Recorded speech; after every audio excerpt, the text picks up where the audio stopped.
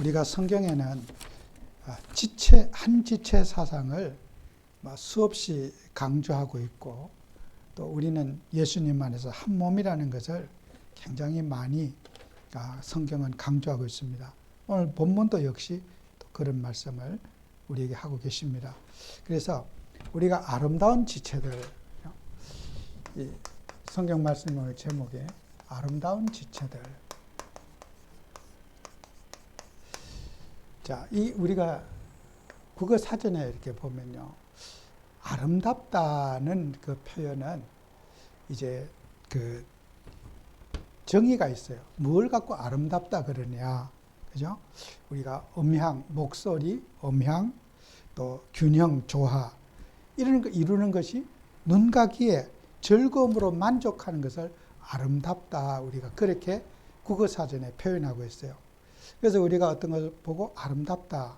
그리고 또 우리가 이제 아름답다고 하는 이 아름이라고 하는 말은 또 나라고 하는 뜻을 한문으로 가진다고 그래요. 나답다. 그죠? 사람이 다운 사람. 그죠? 우리가 사람이 사람답다. 이걸 또 아름답다. 이렇게 나답다. 그렇게 하는 거죠. 그래서 이 아름다움의 기준은 다 주관적이겠지만은, 그러나 모든 사람들이 다 이렇게 공감할 수 있고, 그런 것들을 갖고 우리는 아름답다 이렇게 표현을 하는 거겠죠. 그래서 예수님께서 누가복음 2장 52절에 보면은 예수님께서 예수는 지혜와 키가 자라가며 하나님과 사람에게 더욱 사랑스러워 가시더라 그랬어요. 예수님은 키가 자라고 지혜가 자라면서 사람들에게 굉장히 아름다운 사랑스러운 사람, 아름다운 사람이 되었다는 거예요. 하나님이신 그가 이 땅에 오셔갖고 사람에게 사랑스러운 사람으로 됐다. 그 사랑스러운 사람은 뭐겠냐는 거죠. 그래서 예수님은 모든 사람에게 호감형이다. 예수님을 딱 보면 예수님이 참 이렇게 부담이 없고 편안하고 이렇게 호감을 가질 수 있는 그런 사람이다. 그죠? 그리고 또 예수님은 어떤 지혜를 가졌는데 그 지혜가 어떻게, 지혜가 자라면서 사람들에게 공감형이 되었다. 공감형. 하나님이신 그가 육신을 입고 이 땅에 오셔서 이렇게 호감형이 되고 공감할 수 있는 사람들에게, 누가 봐도 예수님은 정말 참 사람이면서도 뭔가 우리가 이렇게 못한 부분을 잘 하시는 이런 공감할 수 있는 공감형이셨다는 거예요.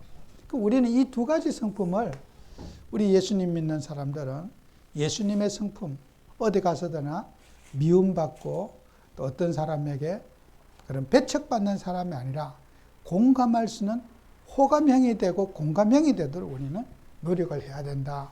그래서 이거는 예수님이 우리에게 모범을 보이셨단 말이에요. 우리 예수님 제자들은 예수님의 형상을 가진 우리는 예수님이 그렇게 하신 것처럼 우리가 사랑받고 사랑해주고 공감하고 호감할 수 있는 호감형의 사람이 되도록 우리가 노력해야 된다. 이게 우리가 예수님을 따르는 사람들의 모습이겠지요. 그래서 우리는 예수님의 이 복음을 가지고 우리가 약한 자를 살리는 복음이 되자. 약한 자를 살리는 복음.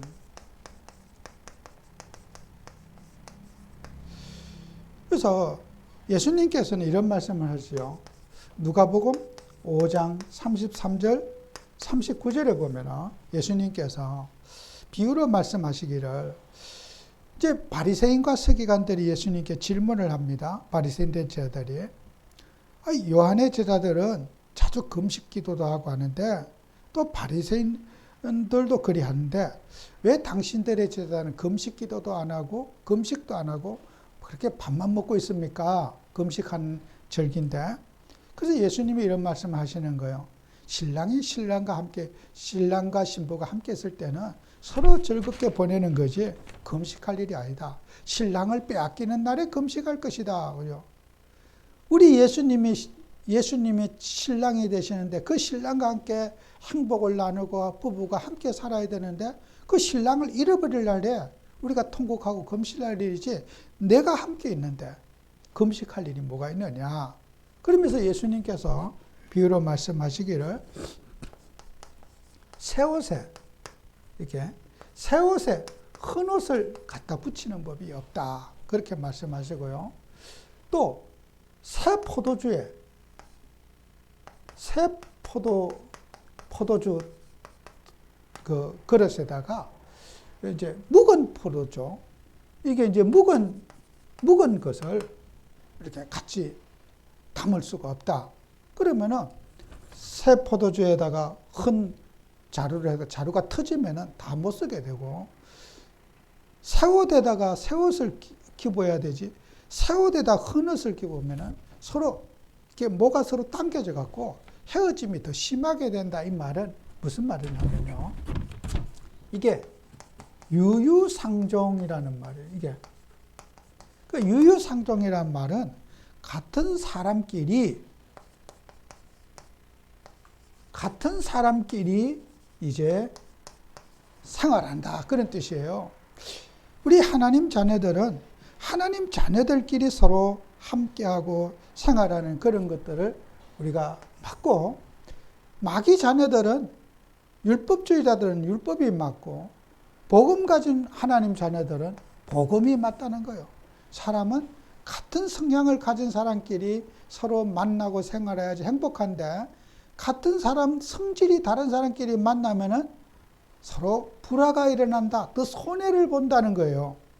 그 우리 하나님 자녀가 가져야 될 예수님과 함께해야 될 가치관이 따로 있고, 그죠? 그리고 불신자들이 가져야 될 가치관이 따로 있다. 그런 뜻이죠.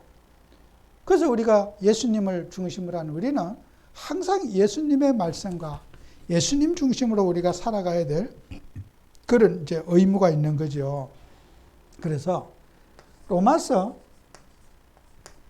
8장 28절에 보면은 모든 것이 합력하여 선을 이룬다 그랬어요. 우리가 하나님 자녀들이 살아갈 때 오늘 성경 말씀도 있잖아요. 눈과 입, 코, 입은 다 필요해서 세웠는데 눈이 입을 보고 불평하고 입이 눈을 보고 불평하고 같이 함께 하고 있으면서 서로 무시하는 형상, 그걸 갖고 오늘 성경의 앞절에 말씀하고 있잖아요. 같이 함께 하고 있으면서 서로를 무시하는 거. 한 지체 안에서 눈과 코와 입과 귀가 다 필요해서 있는데 그것을 서로 인정하지 않는다는 거예요. 눈과 코와 입은 분리할 수 없는데 그걸 마치 자기 몸인데 자기 몸이 아닌 것처럼 취급한다는 거예요. 오늘 우리 본문 말씀에서 주신 말씀이요. 우리가 모든 것이 합력하여 선을 이룬다. 한 지체들이 서로가 우리가 각자의 역할과 기능이 다 다르고 여러분 봐세요. 눈이 없는 사람이 얼마나 힘들겠습니까? 그죠? 여러분 장애를 가지신 분들, 사고로 가지고 다리가 잘려지신 분들, 팔이 잘리신 분들, 평생 팔이 없어서 고생하시는 분들을 우리가 뭐 방송인데 보고 있지 않습니까? 얼마나 힘들겠어요. 우리가 나 저 사람 없었으면 좋겠어. 정말 저 사람 눈의 역할인데 저 사람 없었으면 좋겠어. 그 사람이 진짜 없어지면은 얼마나 불편한 게 많겠습니까? 교회가 그렇다는 거예요. 나 저 사람 내 성격에 안 맞으니까 저 사람 차라리 없었으면 좋겠어. 그 없어졌으면 좋겠다는 사람이 없으면은 교회가 애로사항이 많습니다. 그죠? 우리는 많은 교회 안의 식구들이 저 사람 필요 없는 사람이고 차라리 우리 교회 도움이 안 되니까 없었으면 좋겠어. 이 사람 없어지면 정말 교회가 유익하겠습니까? 눈의 역할을 갖고 있는데 그 사람의 눈의 역할을 하고 있는 사람이 정말 없어지다. 눈이 빠져 없어졌어. 그러면 그 사람은 그 교회는 장애인이 된다는 거예요. 장애를 가진 교회가 된다는 거예요. 그래서 각자의 역할이 있는데 팔이 다리하고 싸울 수가 없다는 거예요. 팔은 팔의 역할이 있고 다리는 다리의 역할이 오늘 본문에 있는데 서로를 그러면 팔이 필요 없다고 팔 잘라버리면은 발만 가지고 살 수 있느냐는 거예요. 발만 가지고 사는데 애로사항이 너무 많다는 거예요. 각 지체가 다 아름다운 지체들이라는 거예요. 소중한 지체들이라는 거지. 그 지체를 우리가 내가 할 수 없는 일을 하면은 박수 쳐주고 우리가 격려할 일이지. 나 저 사람 필요 없고 도움도 안 되고 필요 없는 사람이야. 또 성도들도 그런 생각을 나는 있으나 마나한 존재고 필요 없는 존재야. 하나님이 필요해서 각 사람을 세웠는데 그 역할에 따라서 하나님이 교회 안에 한 몸으로 세웠는데 이 합력하여 선을 이루는 이 사상을 놓치게 되면은 우리가 믿음의 공동체가 될 수가 없는 거죠. 그래서 우리 하나님 자녀들은 항상 기도해야 돼요. 그래서 우리가 사도행전 8장 1절에서 4절에 또 11장 19절에서 21절에 보면은 이 사마리아 지역과 안디옥에 있었던 일이거든요. 이 사마리아에 모인 성도님들은 흩어진 자들이 이거 주제예요. 흩어진 자. 서대반의 일로 환난을 해서 어려움을 당하고 핍박당한 사람들이 사도 외에는 다 도망을 쳤다 그랬거든요. 예루살렘 교회 큰 핍박이 나갔고 사도는 그래도 도망갈 수 없으니까 성도들과 제자들은 다 도망을 가가지고 살려고 사마리아로 도망을 가고 그 다음에 안디옥으로 도망을 갔어요. 그래서 그 흩어진 자들이 모여가지고 이제 전도운동을 하게 된 것이 사마리아의 전도운동이고 안디옥 교회의 전도운동의 시작이었어요. 이 사람들이 뭐예요? 공통된 핍박을 받은 사람들이에요. 환난과 핍박과 어려움을 당하고 정말 죽음의 위기 속에서 동지가 된 사람들이에요. 지금도 우리 가끔 사회 보잖아요. 지금 월남전쟁이 끝난 지가 진짜 수십 년 됐잖아요. 근데도 지금 보면 월남전 참여한 동지회라고 곳곳마다 이렇게 도로에 보면은 컨테이너에다가 사무실 운영하는 데가 있어요. 월남 전우회들 모임 그런 거 있어요. 가끔 또 해병대 전우회들 모임 이런 모임들이 있어요. 그 왜 그래요? 그 전쟁터에 나가서 목숨 걸고 같이 싸운 사람들이 그 서로 정을 잊을 수가 없는 거야. 생명 걸고 싸웠던 사람들, 우리 목숨 걸고 싸웠던 그 동지들, 우리 헤어지지 말자. 그래갖고 지금까지 할아버지가 됐는데도 월남 전 군복 입고 이제 어떤 행사에 참여하고 이런 분들이 계셔요. 왜요? 우리가 초대교회 복음운동이 그랬습니다. 서대반의 환난을 위해서 이들은 목숨 걸고 전도하고 목숨 걸고 복음 전하던 사람들이 사마리아의 안디옥 교회에 모여가지고 이들은 전도운동했어요. 그러니까 우리가 이런 사람들에게 우리가 어떻게 해요? 정말 살리는 복음이 돼야 되지 않아요? 그럼 우리가 세상 사람들 보세요.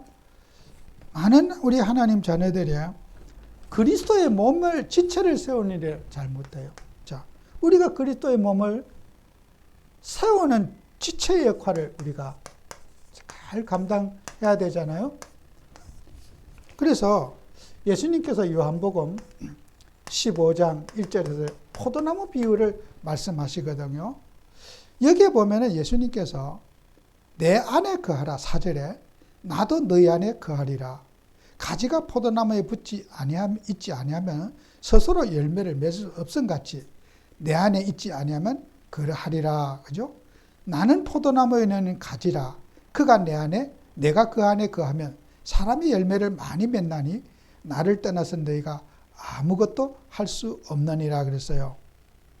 여러분, 우리가 예수님과 우리 하나님 자녀들은 서로 성령의 교통하심을 받아야 된다. 그죠? 그 뜻이죠. 4절에. 그 다음에 또 말씀의 인도를 받아야 된다. 내 말이 너희 안에 거하고 그랬어요. 7절에 있어요. 내 말이 너희 안에 거하면은, 그죠? 우리가 예수님을 믿는 사람은 말씀의 인도를 받아야지 그게 기도의 응답을 받는다고 그런 말씀했죠. 7절에 내가 너희 안에 거하고 내 말이 너희 안에 거하면 무엇이든지 원하는 대로 구하라 그리하면 이루리라. 이거 말씀을 따라 우리가 어떻게 해요? 기도하라. 그죠? 우리 하나님 자녀들은 꼭 잊어서는 안 될 것이 한 가지가 있어요. 말씀의 권위를 꼭 붙잡아야 돼요. 신구약 66권은 하나님의 말씀이다. 이걸 꼭 붙잡으셔야 돼요. 이걸 인정하느냐 인정하지 않느냐는 신앙생활에 큰 차이가 있어요. 우리가 말씀의 권위를 인정하지 않으면요, 우리가 이단으로 빠질 수밖에 없어요. 항상 말씀에서 우리가 판단하고 생각하는 것이 확인되는 삶을 살아야 돼요. 성경 말씀은 하나님의 말씀이다. 어떤 분이 제가 유튜브에 봤는데요. 그 어느 목사가 설교를 하는데 그 아는 분이라 제가 말은 안 하겠어요. 근데 하나님의 이 성경 말씀보다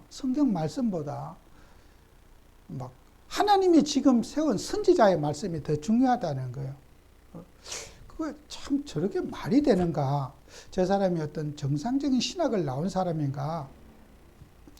정말 제 귀가 의심스럽더라고요. 여러분 보세요. 하나님이 이 시대를 세우신 전도자이기 때문에 그 전도자의 말이 더 중요하지 말씀보다는 그 전도자의 말이 더 중요하다는 거예요. 저런 말이 가능할까? 정상적인 저는 그 머리가 아니라고 봐져요. 그렇죠? 여러분 보세요. 우리는 어떤 경우에도 말씀 속에서 판단하고 생각하고 말씀 속에서 확인하는 삶을 살아야 돼요. 그래서 그 말씀은 목사의 말이 아닌 성경 신구약 66권에서 주신 하나님의 말씀 안에 있는 생각과 사고와 판단을 해야 된다는 거예요. 그 우리 교회가 맨날 말씀 있게 하잖아요. 평생 해야 돼요. 말씀을 상고하지 않는 사람은 기도응답을 받을 수가 없어요. 내 말이 너희 안에 거하면 무엇인지 구하라 그리하면 이루리라 그랬지 않아요? 말씀을 놓치고, 그죠?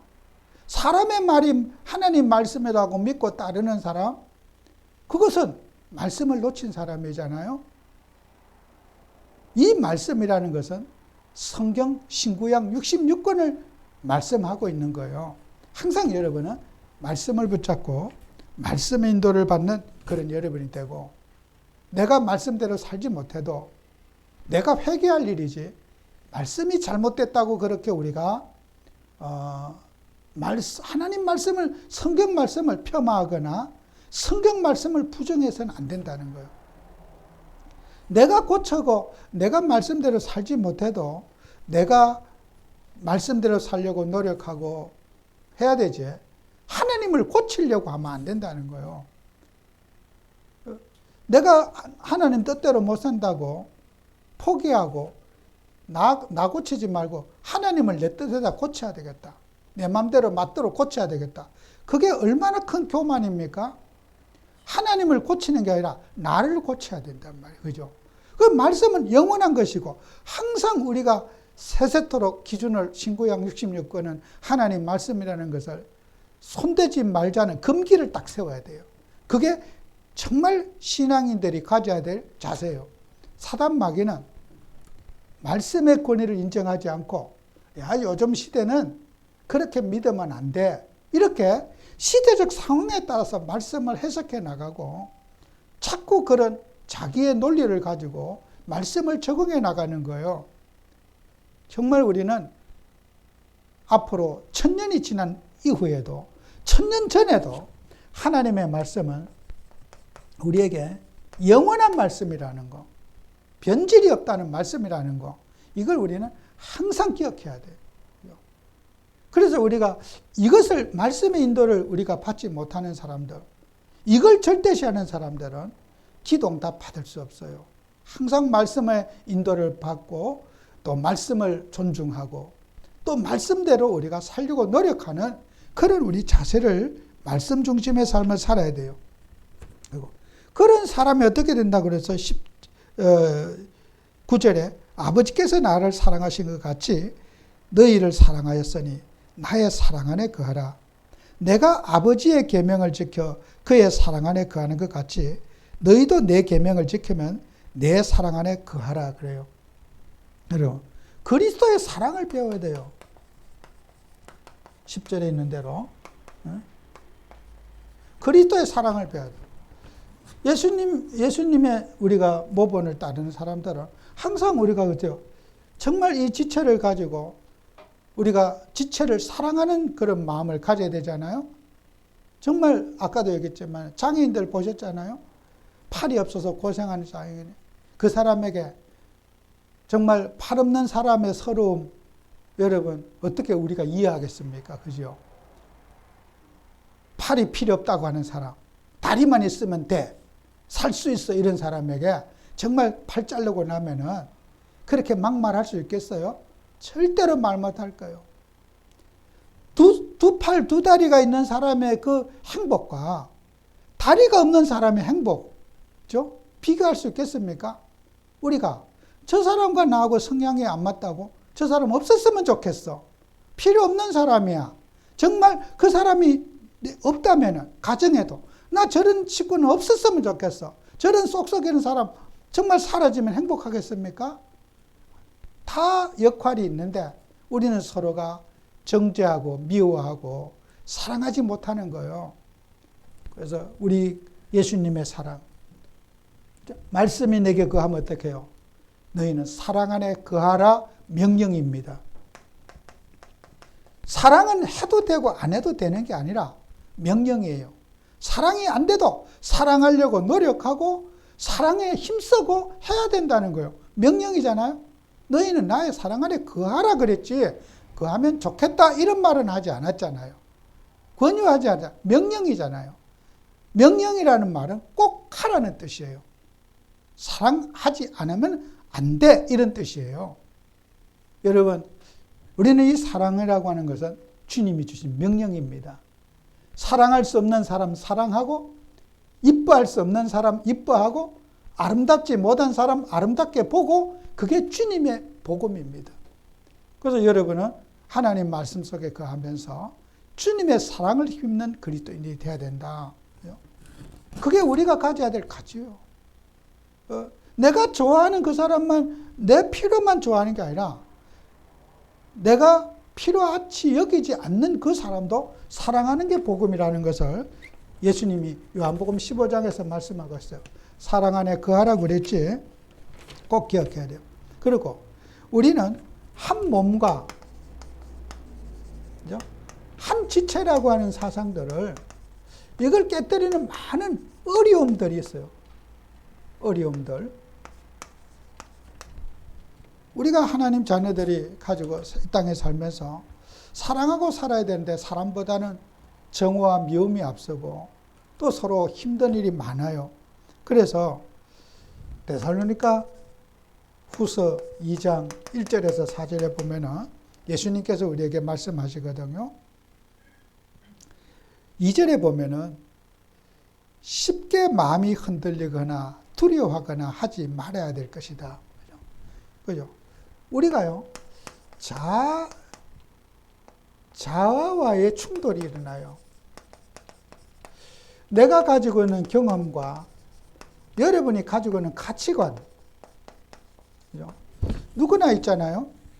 이런 것들이 우리가 이제 충돌이 일어나요. 이게 누구나 있는 자아고 가치관이잖아요. 내가 경험했던 거. 나는 이런 것을 옳다고 생각하는데 상대방은 또 다르단 말이에요. 우리가 사람들은 이런 것들이 마음이 굳지 못해서 자꾸 흔들리게 되는 거예요. 그리고 누가 어떻게 하여도 너희가 미혹되지 말라. 사람들은 마음이 늘 옳지 못한 것에 미혹을 받는 거예요. 여러분이 우리 이제 어린 자녀들이 공부를 학교 다니는 공부를 한다. 그러면요, 학부모는 당연히 어디 가요?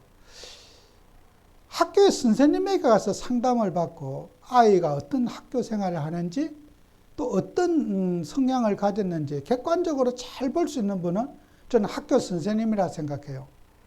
그러면 상담자가 누구예요? 선생님에게 가셔야 돼. 근데 그렇습니까? 옆집의 아주머니, 나는 자식을 이렇게 키웠다, 저렇게 키웠다.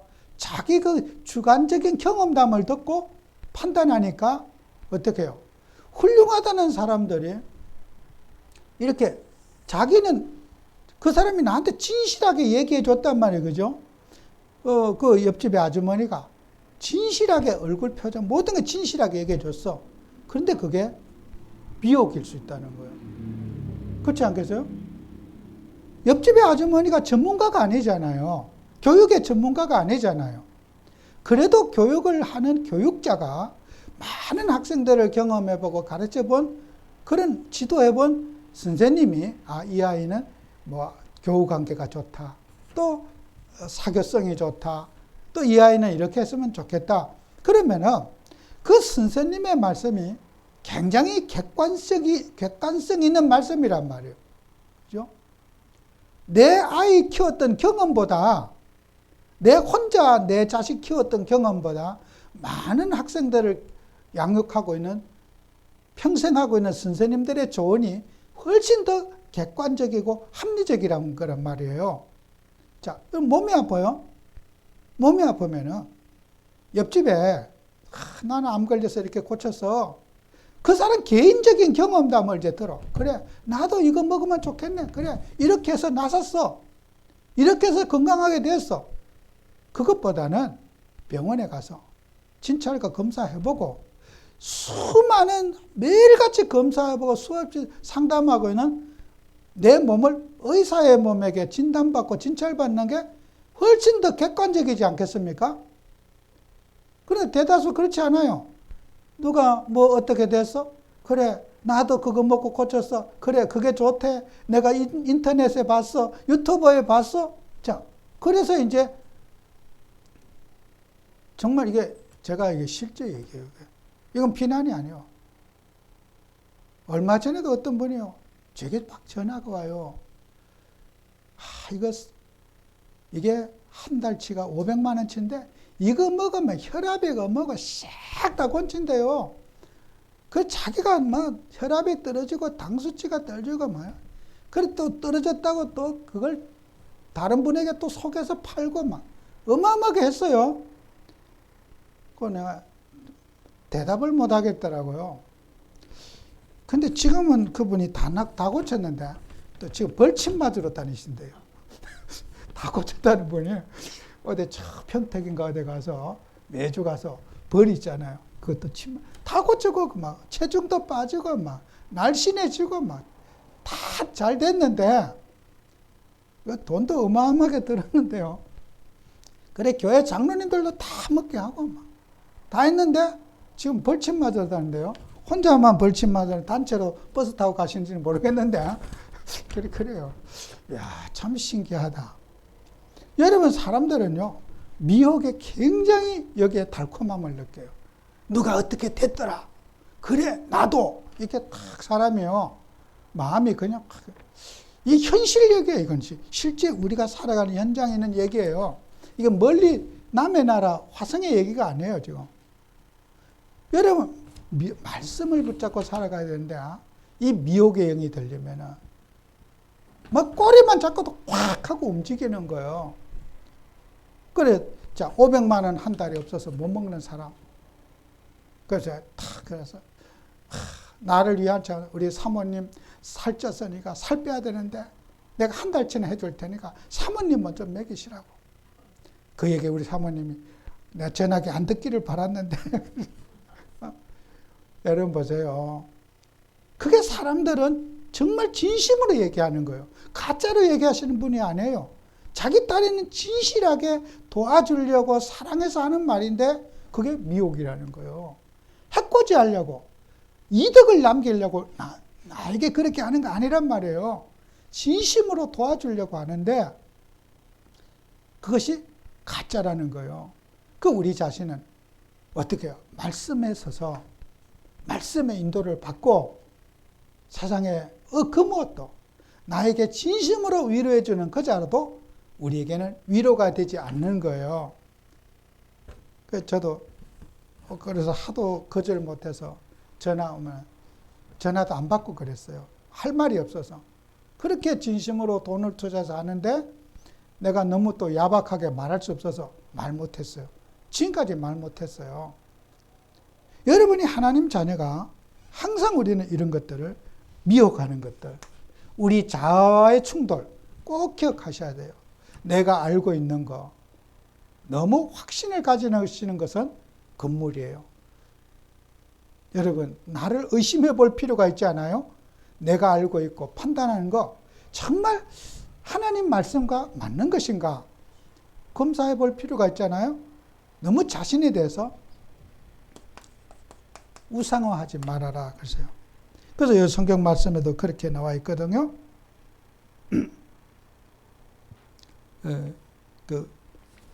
그런 말씀이 여기에 나와 있어요. 4절에 보면 그는 대적하는 자라 신이라고 불리는 모든 것과 우상 숭배함을 받는 것에 대하여 그 위에 자기를 높이고 하나님의 성전에 앉아 자기를 하나님이라고 내세우는 사람이라. 그죠? 이 교만이 내가 경험한 그것을 절대화하는 거, 그게 교만이란 말이에요. 하나님 말씀보다 자기 경험에 매이고 자기 체험에 매인 사람, 그게 나중에는 자기가 하나님의 자리에 앉아서 세상을 판단하고 생각하는 거 말하지 않겠습니까? 그래서 우리는 무의식 속에 있는 불신앙 꼭 우리가 치유받으셔야 돼요. 내가 의식하지 못하는 불신앙이 있어요. 이거 참 말이 어렵습니다. 나도 모르는 나의 인생에 불신앙이 있어요. 우리는 항상 이것을 우리가 경계하고 우리가 묵상하면서 우리 자신을 치유받는 그런 삶이 꼭 되어져야 되겠습니다. 기도합니다. 하나님 아버지, 우리에게 은혜를 주셔서 정말 이번 한 주간도 정말 예수님의 모본을 가지고 아름다운 지체를 사랑하고 존중할 수 있는 저희들이 되게 해 주옵소서. 예수님 이름으로 기도합니다. 아멘.